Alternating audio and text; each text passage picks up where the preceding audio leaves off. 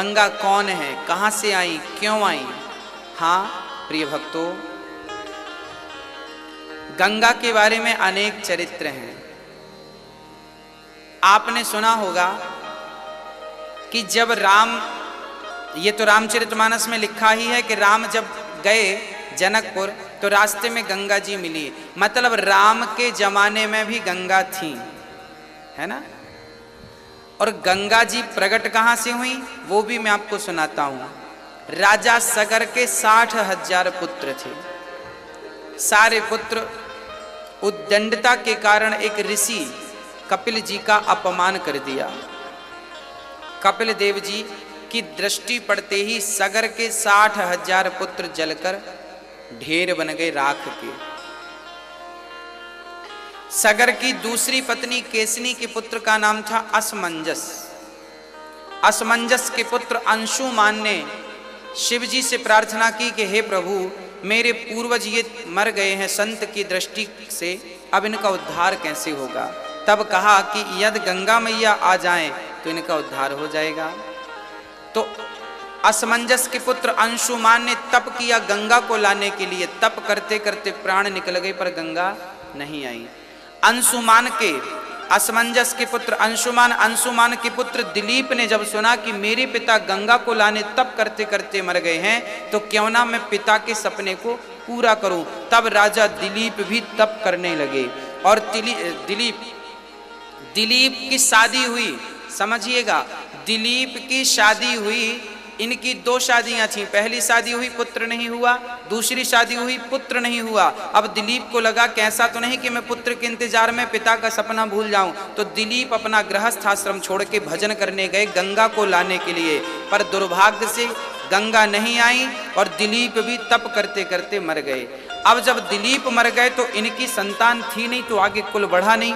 तब क्या किया, तब गुरु के पास गए। गुरु कौन? यही श्री वशिष्ठ जी। गुरु के पास गए तो गुरु वशिष्ठ जी ने कहा कि इन दोनों रानियों के द्वारा ही बच्चा पैदा होगा। बिना पुरुष के जो बच्चा पैदा होगा उसी से गंगा, क्योंकि गंगा पावन क्यों है, गंगा पवित्र क्यों है, गंगा के स्नान से क्यों पाप धुल जाते हैं? क्योंकि गंगा भोगवती नहीं है, गंगा तो योगवती है। क्योंकि गंगा स्त्रियों के घर्षण से प्रकट हुई। राजा दिलीप की जो 2 पत्नियां थी ना, इन्होंने, दोनों स्त्रियों ने अपने शरीर का घर्षण किया और दोनों ने जब घर्षण किया तो 2 में से 1 गर्भवती हो गई। बिना पुरुष के स्त्री ही गर्भवती हो गई। और जब गर्भवती हुई तो उनके शरीर से समय पूरा होने के बाद एक बालक ने जन्म लिया।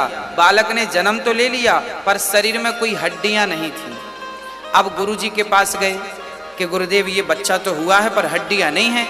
तब गुरु वशिष्ठ जी ने अपने तप के बल से हड्डियों का संचार किया और वही बेटे का नाम था भागीरथ।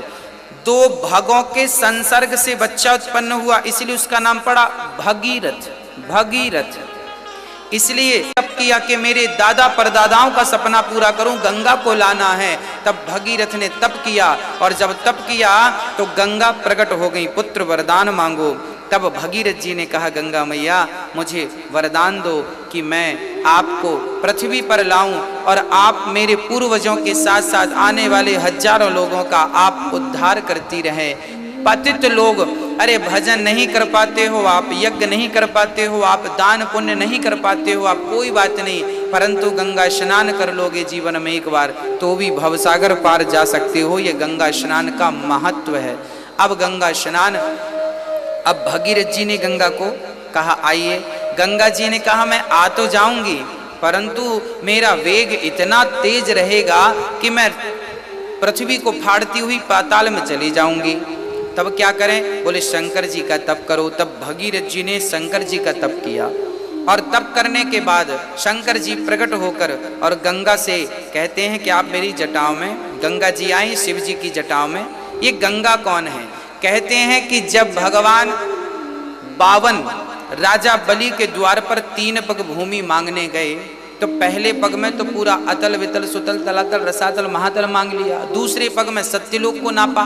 तीसरा पग कहाँ रखे? कहते हैं जब भगवान दूसरा पग लेकर गए ब्रह्मलोक में तो भगवान के अंगूठे से ब्रह्मांड फट गया।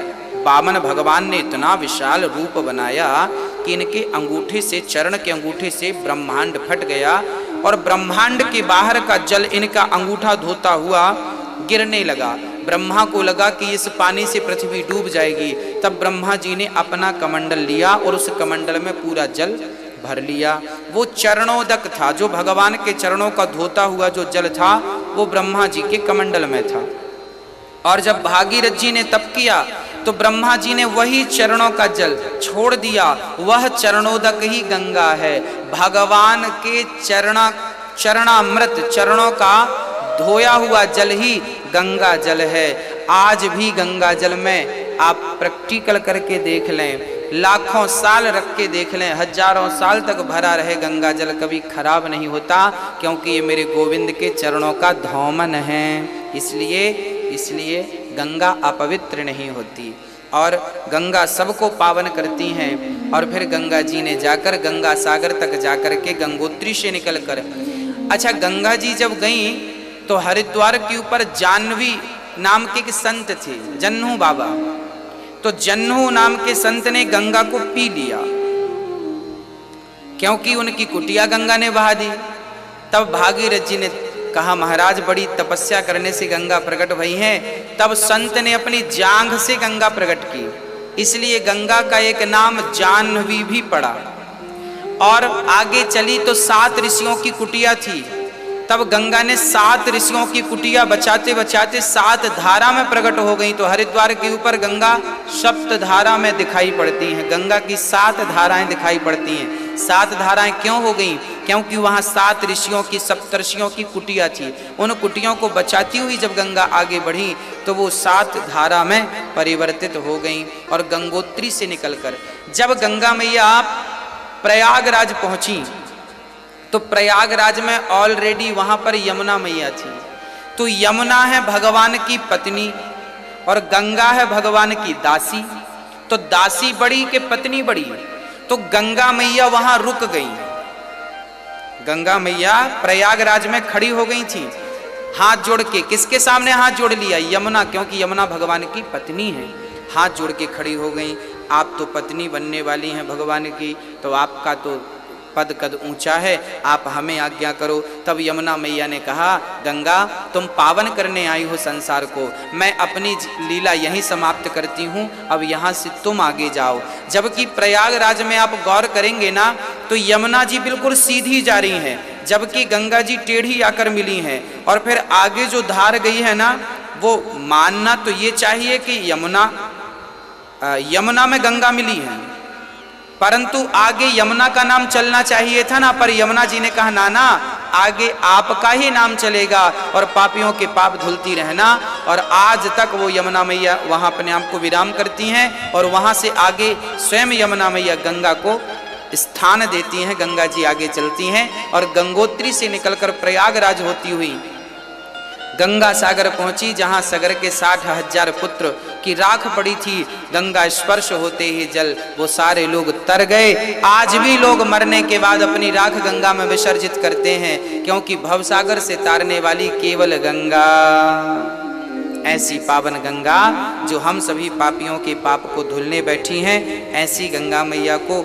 हम नमस्कार करते हैं, प्रणाम करते हैं। गरीब साध साध सब नेक हैं, आप अपनी ठोरे, जो सतलोक ले जाएंगे वो साधु कोई और।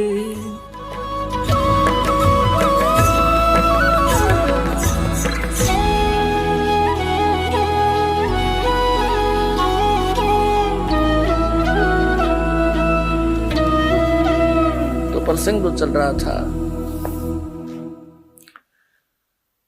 तो पुण्यात्मा, अब ये काल ने यहां इसलिए फंसा रखे हो आप, नाना प्रकार के धर्म बना दिए, भिन्न भिन्न प्रकार की पूजाएं हमारे गले में बांध दी, उनको घसीटे फिर रहे हम, जैसे पशु के गले में पाया बांध देते हैं, कोई लकड़ ना चालन दे, गट्टियां पर लाग गए चालाते, तो ना हम भक्ति कर पा रहे हैं। परंपराएं इतनी जकड़वा दी हमारे ऊपर, जकड़ रखे और लाभ को छोड़ना नहीं। चलो हमने लाभ हो जाए तो इन परंपराओं को भी हम स्वीकार कर लें, इन साधनाओं को भी हम कर लें, क्योंकि हमने तो भगवान चाहिए। वो कर करके थक लिए, आज तक इन ऋषि महर्षियों को भगवान नहीं पाया। कैसा है ये? निराकार बताते हैं, परमात्मा साकार है, निराकार है, उसका सह शरीर है, उसका नाम कबीर है, सब सदग्रंथ प्रमाण करते हैं। और आंखों देखा वो महापुरुष प्रमाणित करते हैं जिन्होंने भगवान को देखा, सतलोक देखा, वापस आए। इससे सिद्ध है कि आज तक उन महापुरुषों को छोड़कर जिनको परमात्मा स्वयं आकर मिले, सतलोक लेकर वापस छोड़ा, उसके अतिरिक्त विश्व के किसी व्यक्ति को, किसी भी साधु संत फकीर ऋषि महर्षि आचार्य शंकराचार्य को भगवान नहीं मिला। वो लोक वेद दंत कथा बना दी उन्होंने, अपना अनुभव की। और परमात्मा को कोई निराकार बताता है, कोई कहते हैं अवतार धारण करके आता वो साकार है, वैसे निराकार है। ये इनकी कोरी अज्ञान अनुभव है इनका, ही कोई सत्य के आसपास नहीं है। तो गरीबदास साहिब जी को जब सचखंड लेकर गए तो वहां क्या देखा कि परमात्मा अन्य रूप में, तेजों में, शरीर में, सिंहासन के ऊपर बैठे, सिर पे मुकुट है, ऊपर सफेद छत्र है, बहुत बड़ा गुम्बद है, सुंदर तेज पुंज का बना हुआ। जैसे ये पिल्लर खड़े हैं, ये पिल्लर लोहे के हैं, वो तेज पुंज के एक ही तत्व से बनता है वहां सब कुछ। और बहुत तेजों में पृथ्वी है। सतलोक एक पृथ्वी है, जैसे पृथ्वी लोक है वो भी सतलोक है। और ये बताओ वहां नूर ही नूर है, प्रकाश ही प्रकाश है, चेतन ही चेतन है, और कुछ है नहीं। वहां सब बाग बगीचे हैं, सफेद कलर के हैं, सुंदर लदपद मेवा से रहते हैं, फलों से लदपद रहते हैं, सदा बाहर हैं। दूधों के सरोवर, तालाब, दरिया, सागर भरे हुए हैं। वहां जल अमृत सरोवर भरे हुए हैं, वो कभी खराब नहीं होते। उसी का एक सैंपल यहाँ पर है, परमात्मा ने भेज रखा है। गंगा का जल जो है इस पृथ्वी पर है, गंगा जैसा जल नहीं। लेकिन ये आया कहाँ से है? जिसकी दिव्य दृष्टि ने काम किया, देखा कि शिव के लोक से गंगा आई। शिव के लोक में कहां से आई? विष्णु के लोक से आई। इससे आगे इनकी बुद्धि काम नहीं करती। विष्णु के लोक में कहां से आई? इस ज्योत निरंजन के पास एक ऐसा डैम है, बहुत बड़ा डैम है, जिसको जटा कुंडली डैम कहते हैं, वो सरोवर कहते हैं। और वहां कहां से आई? सतलोक से। सतलोक से गंगा का जो जल है, सतलोक का एक सैंपल है कि ऐसे पदार्थ हैं वहां कभी खराब नहीं होते। दूध भी ऐसा है, दही के भरे हुए वहां पर सब ऐसे सरोवर हैं, सब व्यवस्था उपलब्ध है वहां पर, तो वो खराब नहीं होते। जैसे इस यहाँ के लोक में और सब पदार्थ नाश हो जाते हैं, वो खराब हो जाते हैं, गंगा जल खराब नहीं होता। ये सतलोक से आया हुआ एक सैंपल है आपके लिए कि ऐसे पदार्थ हैं वहां पर जहां आपको वापस जाना है, जहां से आप आए हो। ये जो दास आपको बता रहा है, ये कोई लोक वेद नहीं, कोई डूम भाट के गीत नहीं, ये गॉड गिवन ज्ञान है। कबीर भगवान ने बताया है, वो स्वयं आकर ज्ञान दिया है। और आंखों देखा महापुरुषों ने देखकर फिर अपना बयान किया है सच्चाई को, वो ही आपके रूबरू दास कर रहा है। इसने कति ऐसा मान लेना, बिल्कुल फाइनल समझ लेना, इसमें अगरम मगरम की जगह में छोड़ रखना। जब आपके हृदय में ये बात दास की 100 सत्य हो जाएगी सद, फिर आपकी आत्मा यहां से कति हट जाएगी। और यहां से हटे बिना वहां जा नहीं सकते आप। 2 नौकाओं पर पैर रखकर आदमी यात्रा नहीं कर सकता, बीच में पड़ा करे।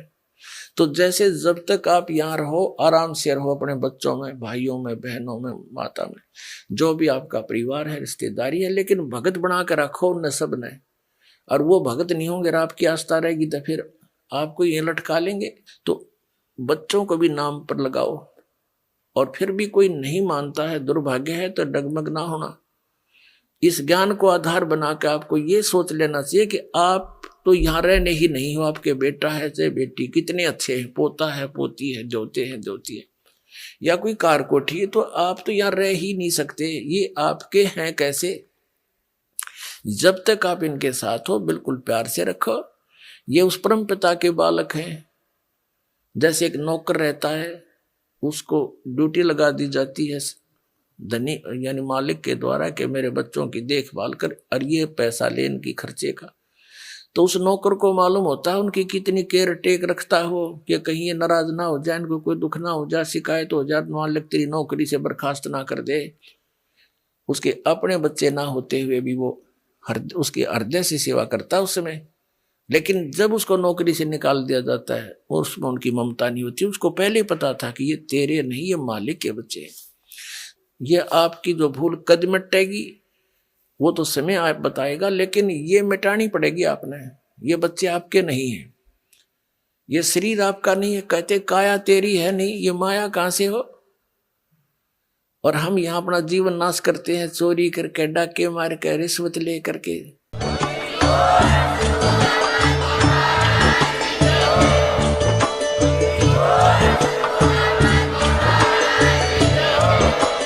आप सुन रहे थे जगत गुरु तत्वदर्शी संत रामपाल जी महाराज जी के मंगल प्रवचन। अधिक जानकारी के लिए विजिट कीजिए हमारी वेबसाइट www.jagatgururampalji.org। संत रामपाल जी महाराज जी के शुभ आशीर्वाद से पूरे विश्व भर में 500 से भी ज्यादा नाम दीक्षा केंद्र हैं, जिन पर संत रामपाल जी महाराज जी द्वारा ऑनलाइन निशुल्क नाम दीक्षा दी जा रही है। अपने नजदीकी नाम दीक्षा केंद्र का पता करने के लिए संपर्क करें 8222880541।